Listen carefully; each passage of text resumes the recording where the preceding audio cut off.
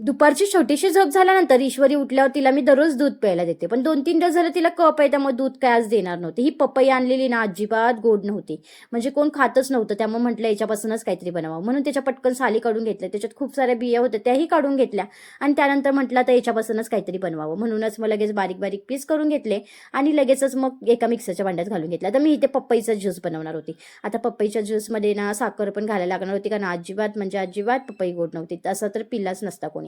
त्याचसोबत ड्रायफ्रूट घातले. ड्रायफ्रूटमध्ये काजू आणि बदामच फक्त घातलेत. आता दूध किती पपई सोबत योग्य हे काय मला माहीत नव्हतं, म्हणून पाणीच ओतलं आणि ज्यूसमध्ये बनवून घेतला. आता घट्ट जास्त असा ठेवलाय ज्यूस, जास्त पातळही बनवला नाही, नाहीतर जास्त झाला असतं ज्यूस झाल्यानंतर पहिला ईश्वरीला टेस्ट करायला दिला. ईश्वरीच्या चेहऱ्यावर वाटत होता अजिबात चांगला झाला नाही, म्हणून मी पण टेस्ट करून बघितला, पण ठीक ठीक लागत होता. ईश्वरीला म्हटलं तुझा ग्लास तू फिनिश कर, मी माझा ग्लास फिनिश करते, मग आपण जाऊ बाहेर फिरायला, म्हणून ती पण तिचा ग्लास संपवण्याच्या मागे होते आणि मी पण माझा.